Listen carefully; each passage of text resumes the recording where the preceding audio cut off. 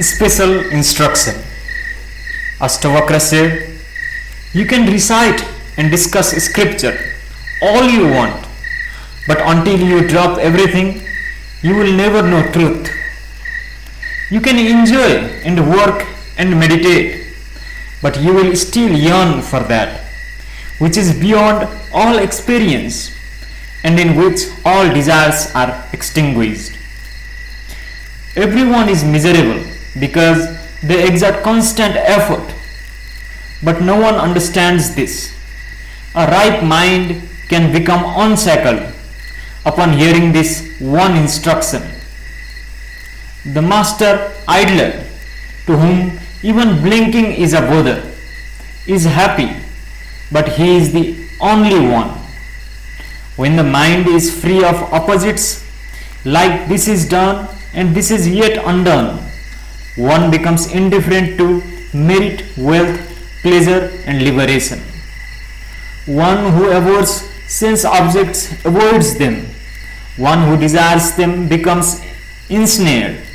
One who neither abhors nor desires is neither detached nor attached.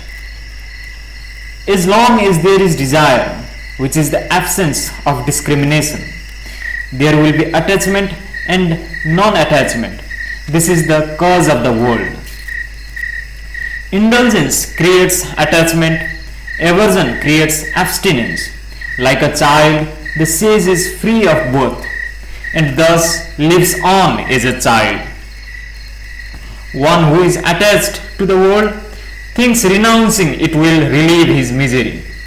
One who is attached to nothing is free and does not feel miserable even in the world.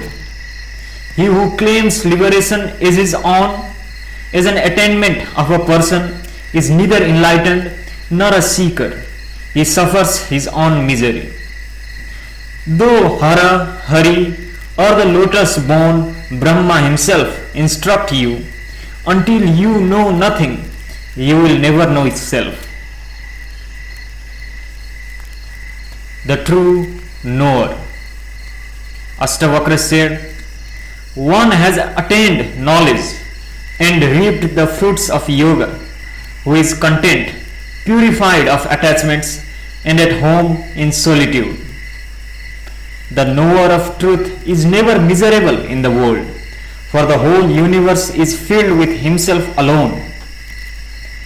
As the foliage of the neem tree does not please an elephant who delights in salakki leaves, so do sense objects not please he who delights in self. Rare in the world is one who does not relish past enjoyments nor yearn for enjoyments to come. Those who desire pleasure and those who desire liberation are both common in the world. Rare is the great soul who desires neither enjoyment nor liberation. Rare is the right-minded person who neither covets nor shuns religion, wealth, pleasure, life or death. The man of knowledge neither cares for the universe nor desires its dissolution. He lives happily on whatever comes his way. He is blessed. Knowing self, mind empty and at peace, the sage lives happily, seeing, hearing, touching, smelling, eating. There is no attachment or non-attachment for one in whom the ocean of the world has dried up. His look is vacant, senses still. His actions have no purpose. The sage is neither asleep nor awake. He neither closes nor opens his eyes. Thus, for the liberated soul, everywhere there is only this. The liberated soul abides in self alone and is pure of heart. He lives always and everywhere, free of desire. Seeing, hearing, touching, smelling, eating, taking, speaking, walking, the great soul exerts neither effort nor non-effort. He is truly free. The liberated soul does not blame or praise, give or take, rejoice or become angry. He is everywhere, unattached and free. The great soul remains poised and undisturbed, whether in the presence of a passionate woman or observing the approach of his death. He is truly free. The sage sees no difference between happiness and misery, man and woman, adversity and success. Everything is seen to be the same. In the sage, there is neither violence nor mercy, arrogance nor humility, anxiety nor wonder. His worldly life is exhausted. He has transcended his role as a person. The liberated one neither avoids experience nor craves it. He enjoys what comes and what does not. The sage is not conflicted by states of stillness and thought. His mind is empty. His home is the absolute. Though he may perform actions, the man of knowledge does not act. Desires extinguished, free of thoughts of I and mine, he knows with absolute certainty that nothing exists. The sage is free. His empty mind no longer projects delusion, dreaming, dullness. This state is indescribable.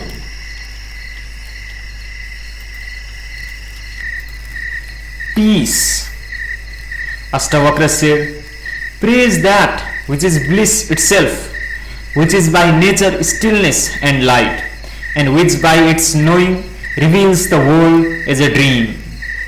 One may enjoy the abundant pleasures of the world, but will never be happy until giving them up. How can one whose innermost heart has been scorched by the sun of sorrow that comes from duty be happy until the sweet rain of torrential stillness? The universe is but a thought in consciousness. In reality, it is nothing. One who sees the true nature of existence and non-existence never ceases to exist. The self, which is absolute, effortless, timeless, immaculate, is without limits, and at no distance from you, you are forever it. For those whose vision becomes unclouded, illusion evaporates, and the self becomes known. All sorrow is instantly dispelled.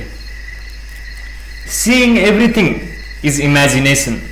Knowing the self is timelessly free, the sage lives as a child.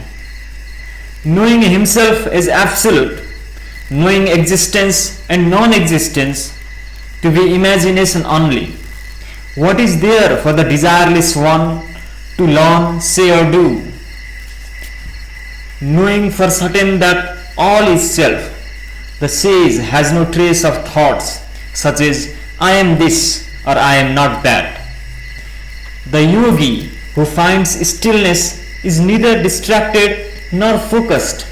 He knows neither pleasure nor pain. Ignorance dispelled, he is free of knowing. Heaven or poverty, gain or loss, society or solitude, to the yogi free of conditioning, there is no difference. Religious merit, sensory pleasure, worldly prosperity, discrimination between this and that, these have no significance to the yogi free of opposites, such as I do this and this I do not. The yogi who is liberated while living has no duties in this world, no attachments in his heart. His life proceeds without him. For the great soul who abides beyond desire, where is illusion? Where is the universe? Where is meditation on that? Where even is liberation from them? He who sees the world may try to renounce it, but what can the desireless one do? He sees there is nothing to see.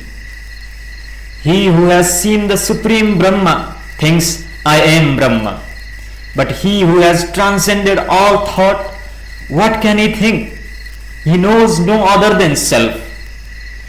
He achieves self-control, who sees his own distraction.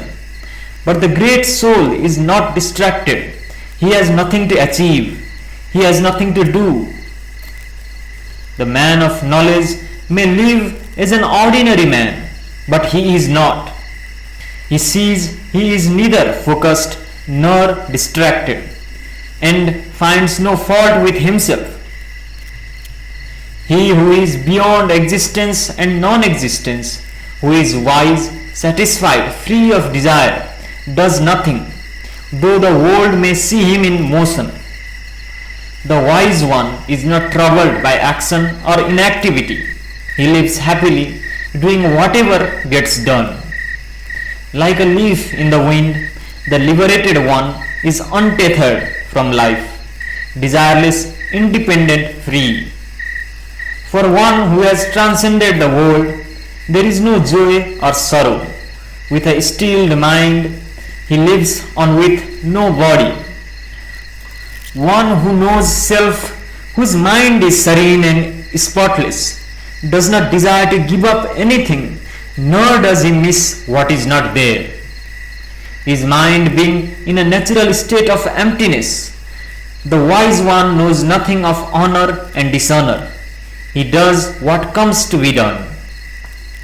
One who acts knowing this is done by the body, not by I, pure self, indeed does nothing, no matter how much acting takes place.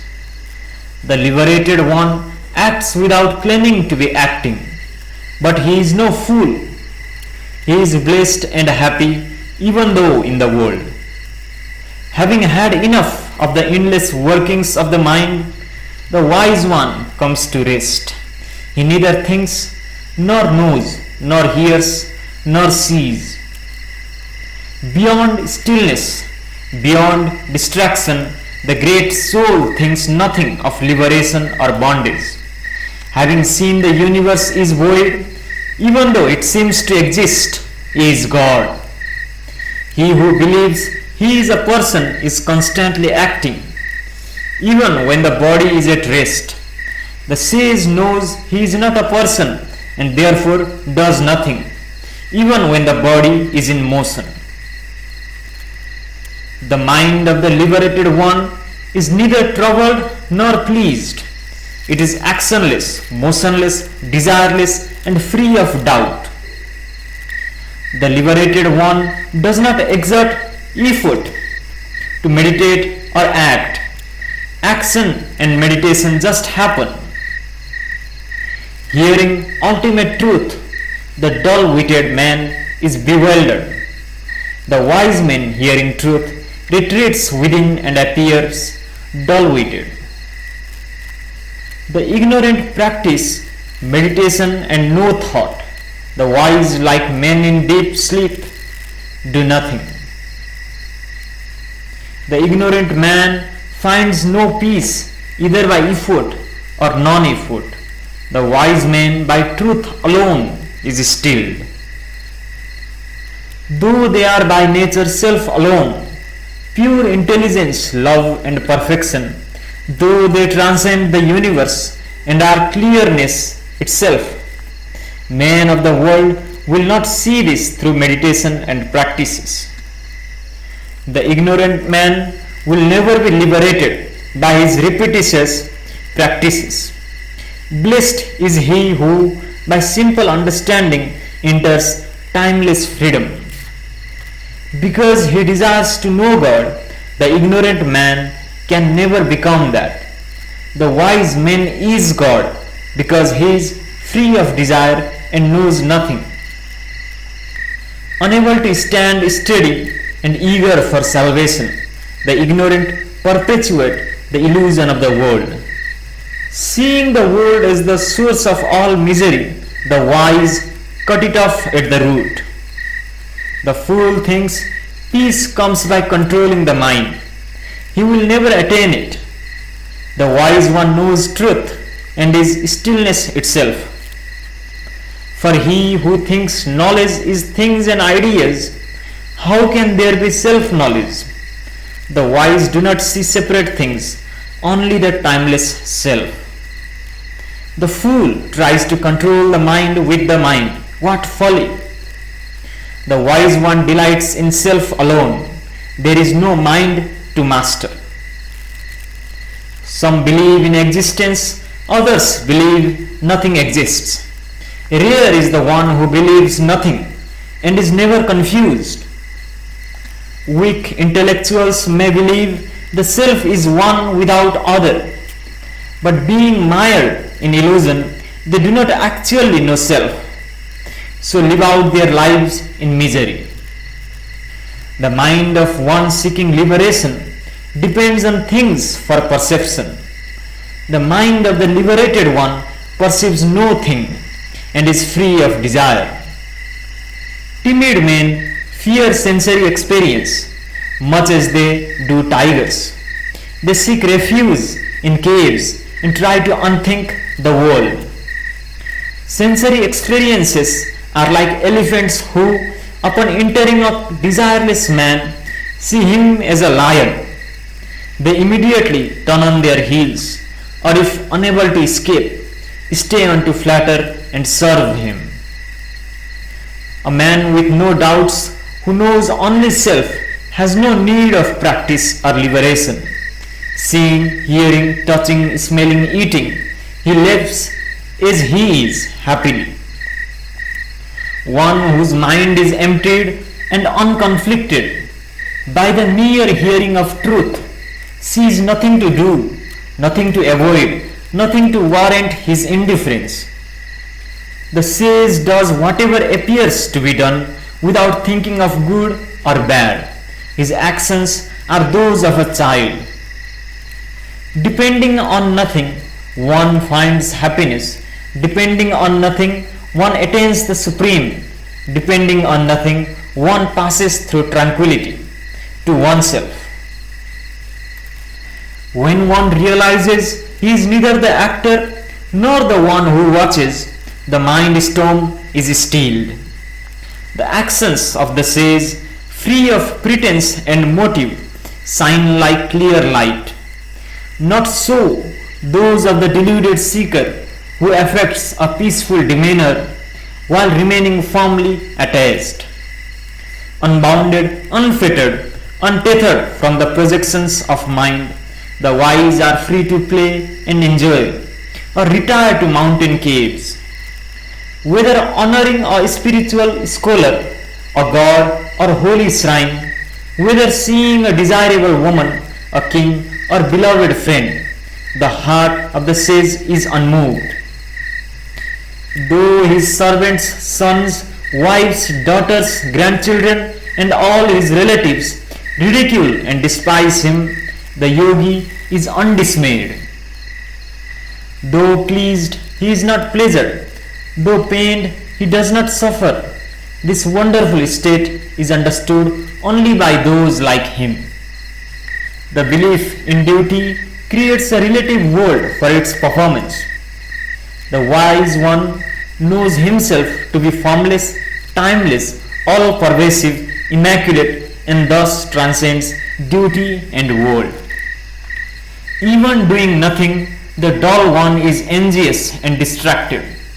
Even amidst great action, the wise one remains still. Even in practical life, the wise one remains happy, happy to sit, happy to sleep, happy to move about, happy to speak, happy to eat. Because he knows self, the wise one is not disrupted by practical life. He is deep and still like a vast lake.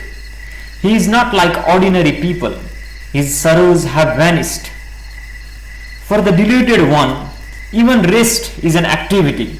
For the wise, even action bears the fruit of stillness. The deluded one is often adverse to the things of his life. To one with no thought for body, attachment and aversion have no meaning. The deluded mind is caught up in thinking and not thinking. Though the mind of the wise one may think what thoughts come, he is not aware of it. The sage sees nothing being done, even when performed by his hands. Like a child, he is pure and acts without reason. Blessed indeed is he who knows self. Though seeing, hearing, touching, smelling, eating, he never desires nor changes. For one who is void and changeless, where is the world and its imagining? Where is the end? Where is the possibility of it? Glorious indeed is he who, free of desire, embodies bliss itself. He has become absorbed in self. In short, the great soul who has realized truth is free of desire, enjoyment, and liberation. In all of space and time, he is attached to nothing. What remains for one who is consciousness itself, who sees the non-existence of phenomenal world created by the mere thought of a name? Peace is natural for one who knows for certain nothing exists, who sees appearances are illusion, to whom the inexpressible is apparent. Rules of conduct, detachment, renunciation, asceticism, what are these to one who sees the unreality of things, who is the light of awareness? How can there be joy or sorrow, bondage or liberation, for one who perceives non-existence and lights the infinite? Until self-realization, illusion prevails. The sage lives without thoughts of I or mine. His connection to illusion is severed.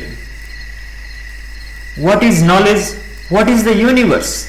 What are the thoughts like I am the body or the body is mine? The sage is imperishable and sorrowless. He is self alone. When a weak man gives up meditation, he falls prey to whims and desires. Even hearing truth, the man of dull intellect holds on to illusion. Through effort and suppression, he may appear outwardly composed, but inside he craves the world. Though others may see him working, the sage does nothing. Knowledge has banished effort.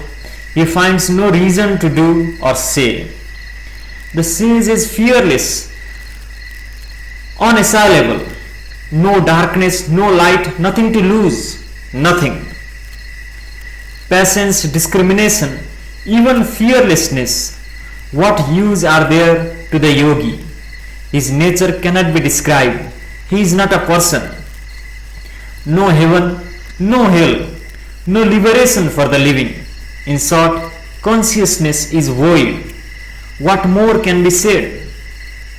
The sage neither yearns for fulfillment nor frets over non-attainment. His mind is cool and brimming with sweetness. Detached from desire, the sage neither praises peace nor blames the wicked. Equally content in happiness and misery, he would not change a thing. The sage neither rejects the world nor desires self.